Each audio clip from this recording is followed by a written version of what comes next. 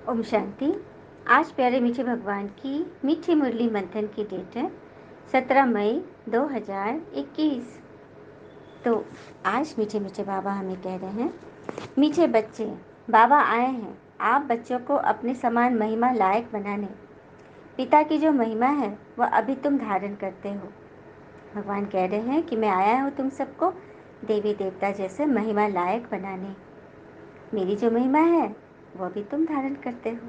प्रश्न है, भक्ति मार्ग में परमात्मा को पूरा न जानते भी कौन से शब्द बहुत प्यार से बोलते और याद करते हैं? तो बहुत प्यार से कहते और याद करते हैं, तुम जब आओगे तो हम सिर्फ आपको ही याद करेंगे और सबसे बुद्धि योग तोड़ आपके साथ जोड़ेंगे। अब बाबा कहते हैं, बच्चे मैं आया हुआ हूँ तो देही अभिमानी बनो। तुम्हारा पहला फर्ज है प्यार से भगवान को याद करना। भगवान कह रहे हैं कि भक्ति मार्ग में तुम मुझे बहुत पुकारते आए और कहते थे कि जब आप आएंगे तो हम आपको ही याद करेंगे, आप ही के फरमान पे चलेंगे। अब मैं आया हूँ तो मेरी बात पे चलो। तो तुम्हारा पहला पहला फर्ज है मुझे याद करना। ओम शांति। मीठे मीठे जीव की आत्माओं को परमपिता परमात्मा जिसने अब शरीर का लोन लिया है बैठ समझाते हैं कि मैं साधारण बूढ़े तन में आता हूँ, आकर बहुत बच्चों को पढ़ाता हूँ। ब्रह्मा मुख वंशावली ब्राह्मण बच्चों को ही समझाएंगे ना।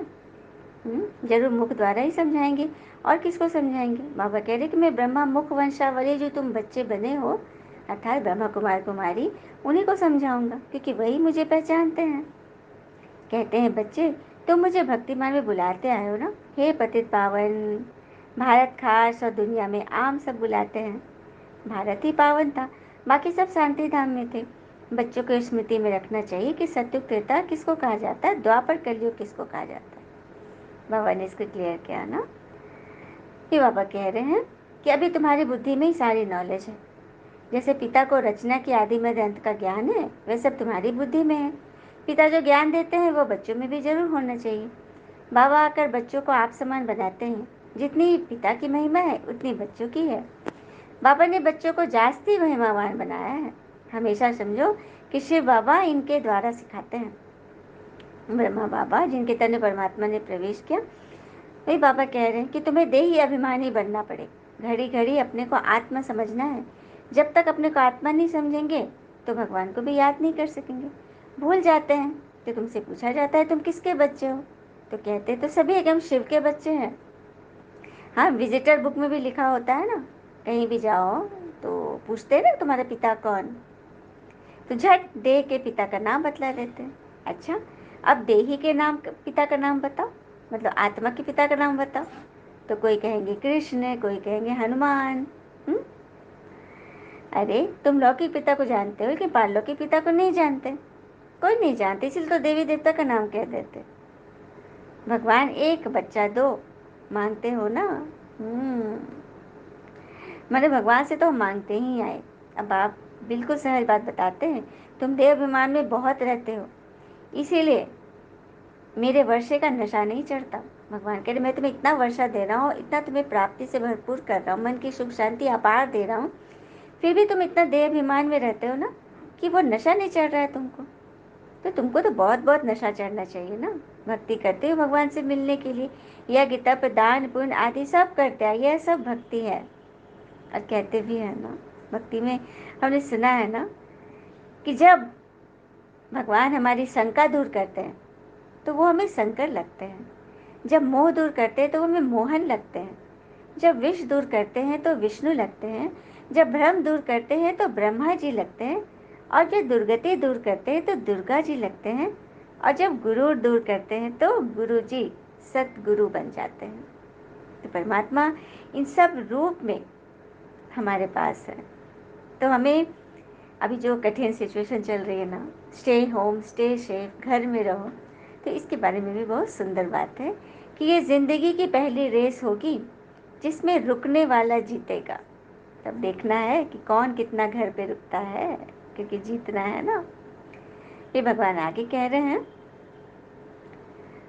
भारत में ही सतयुग था, बाकी जो भी खंड है विदेश आदि उनका नाम निशान नहीं होगा। भारत खंड में ही स्वर्ग होगा। परमपिता परमात्मा ही आकर हेवन की स्थापना करते हैं। अभी हेल है, तभी तो सभी दुखी हैं ना, परेशान हैं। प्राचीन भारत खंड ही है जहाँ देवी देवताओं का राज्य था, अब नहीं है। उन्हों का यहाँ मंदिर है, चित्र है, तो भारत की ही बात हुई ना। ये कोई भी भारतवासी की बुद्धि में आता ही नहीं है, कितना भी बताओ तो समझते नहीं है। अपने ऊपर भरोसा ही नहीं है। सबसे पहली बात है, तो जब खुद पे निश्चय नहीं होगा ना, तो हम कुछ भी नहीं कर सकते। स्वयं पे निश्चय कि मैं एक आत्मा हूँ, और परमात्मा पे निश्चय, और इस ड्रामा पे निश्चय, जो भी हमारे सामने आया है एक चैलेंज के रूप में, हम उसे स्वीकार करें। अपनी जिंदगी के रोल मॉडल खुद बने, खुद के कोई अपना टीचर बनाए। सुनते हम आए ना कि हमारा कल्याण सबसे ज्यादा कौन करेगा, तो आईने के सामने खड़े हो जाओ। आपका कल्याण आईने में जो दिख रहा है ना, वही करेगा। मतलब आप खुद करोगे, तो ये बात है। और अभी जो वर्ल्ड ड्रामा में जो सीन चल रहा है क्वारंटाइन होने का, जिसको भी देखो पॉजिटिव हो गया कोविड, तो फिर उसे क्वारंटाइन होना है। तो शरीर को तो क्वारंटाइन कर सकते हैं, लेकिन ज़रूरत है एक और चीज़ को करने की, वो है मन की करवाहट। उसे भी ज़रा क्वारंटाइन करते चलिए, देखिएगा बहुत सारे संबंध वेंटिलेटर पर जाने से बच जाएंगे। तो इस पर भी हमें वर्क करना है ना। फिर आगे बाबा ने कहा,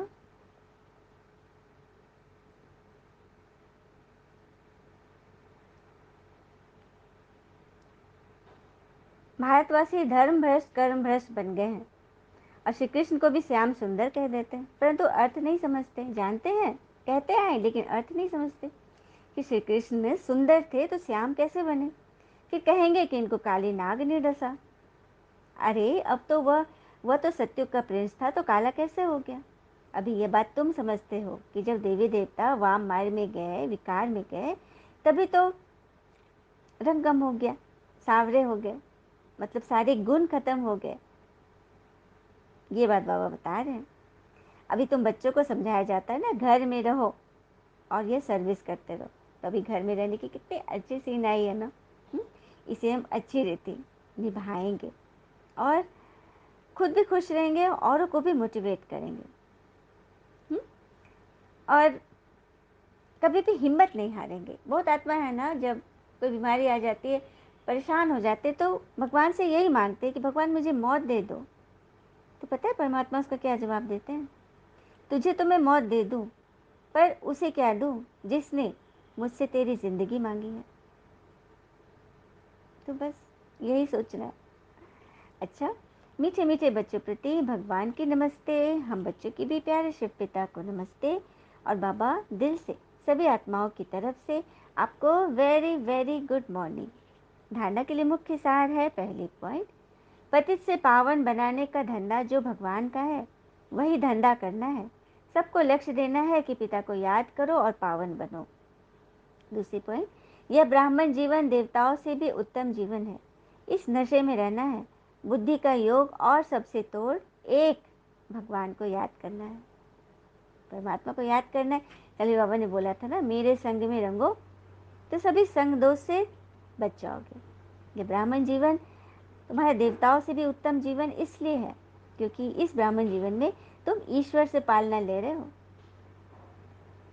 कितनी बड़ी बात है। तो इस नशे में रहना है। चलिए हम सब बाबा से वरदान लेते हैं। आसक्ति को अनासक्ति में परिवर्तन करने वाले शक्ति स्वरूप भव। आसक्ति को अनासक्ति में परिवर्तन करने वाले शक्ति स्वरूप भव। शक्ति स्वरूप बनने के लिए आसक्ति को अनासक्ति में बदलो। किसी चीज़ के प्रति जो चाहना है उसको न्यूनतम करो, मत फंसो।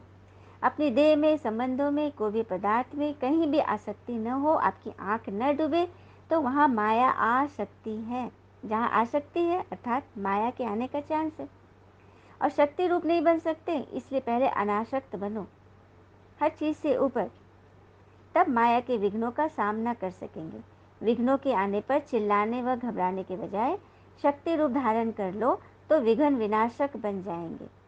कई आत्मा विघ्न आए हैं तो घबरा रही है, तो ऐसे समय बाबा ने बोला ना, शक्ति रूप धारण करो, अपने आप को देवी स्वरूप में देखो कि मैं देवी हूँ और जिसे भी साकार देना है उसे निरंतर अपनी भावनाओं से, शुभ भावनाओं से उसे भासना दो और विघ्न विनाशक बनो, खुद भी बनो और की भी विघ्न दूर करो। स्लोगन, रहम निस्वार्थ और लगाव मुक्त हो, स्वार्थ वाला नहीं। किसी के प्रति भी यदि रहम कर रहे हैं तो वो निस्वार्थ हो, लगाव मुक्त हो, स्वार्थ वाला नहीं, निस्वार्थ, तभी वो फलदायक बनेगा। अच्छा, ओम शांति। शुक्र है मीठे बाबा, वो बाबा के प्यारे प्यारे बच्चे। थैंक यू बाबा। All is well always. ओम शांति।